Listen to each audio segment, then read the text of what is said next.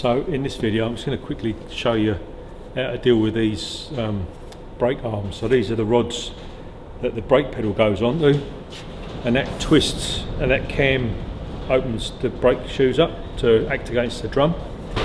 But after 70 plus years of active service, they're worn as Ferg. So there's a big step on the end of them. Bushes look pretty reasonable, and I don't even know if you can get the bushes, but I can do something about this. So what I'm going to do is I'm just going to build this back up with weld and stick it in a lathe and then machine it nice again, so there's a nice snug fit in there, so it'll be like new again.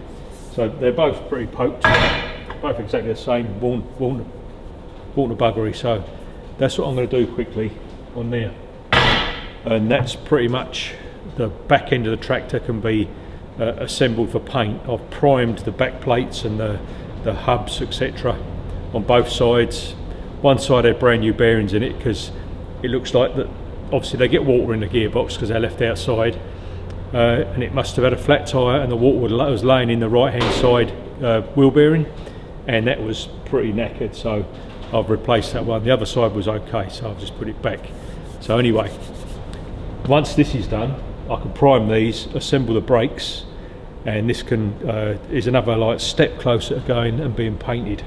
So I'm going to crack on with these. So I'm just going to build up with a little bit of welding in it.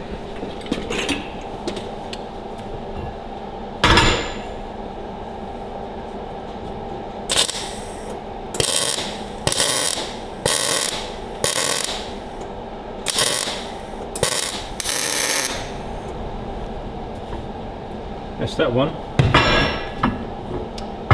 I'll come back after I've done the next one, won't I? So now they're both built up again where they were worn out.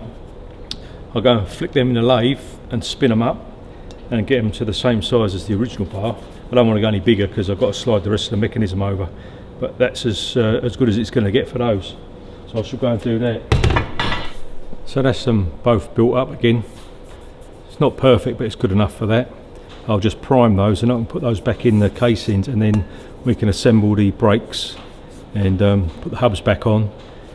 Then I can crack on with a few more bits on this, clean it up, get it in the paint booth. Now I've just been putting these brakes together. I'll just zoom in on that for you. So there's our nice new shiny shoes. Everything's copper slipped all around everything that's going to move. I haven't tightened these up yet, I've got to do that. I just want to show you a quick trick. So these springs are an absolute arse to get on and off, but what I've done is I've made myself a little gadget. Look. So there's a bit of welding wire and a bolt, a nice bit of tape around there so I protect my delicate little hands. All you do is get your spring in place, put that on your spring there, like that. Move the crack out on the floor, and just pull it out like that, then pop him over like that, and there you go. Easy as. Let's do the other one.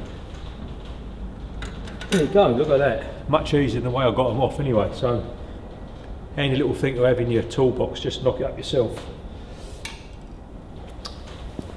Now all I've got to do on this side is tension up those two nuts there, which hold the shoes back, and then that drum can go on pretty much, and then it's on the other side.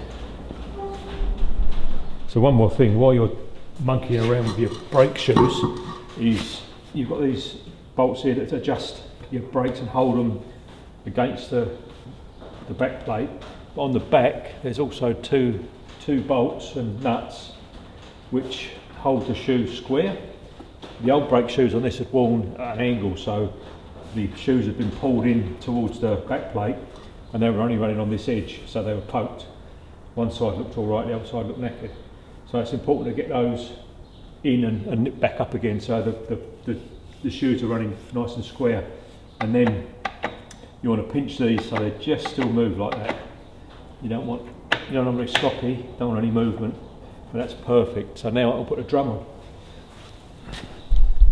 So here's my drum. I have painted the inside as well, so it's all nice and shiny, so when this goes together it'll be nice inside that drum as it is outside. Now we'll just pop this on, locate our two bolt holes there.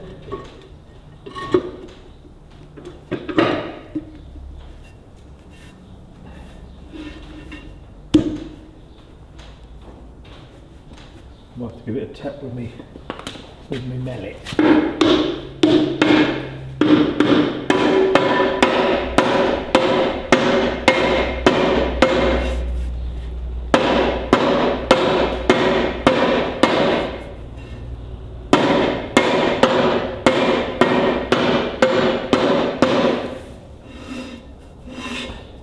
It's a lovely tight fit on there because it's painted, but anyway, that's on. Just got to put the screws in and then I can adjust that.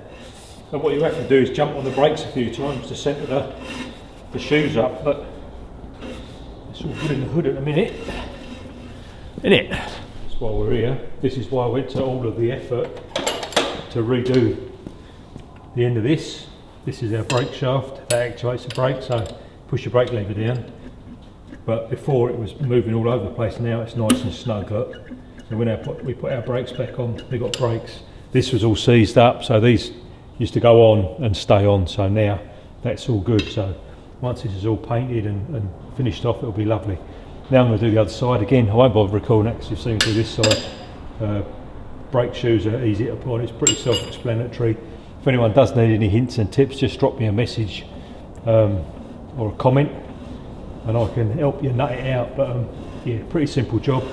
So this one's all good, all nice and adjusted, well, nearly adjusted. I'll wait till I've got it on the ground till I finish off, but yeah, it's coming along very nicely.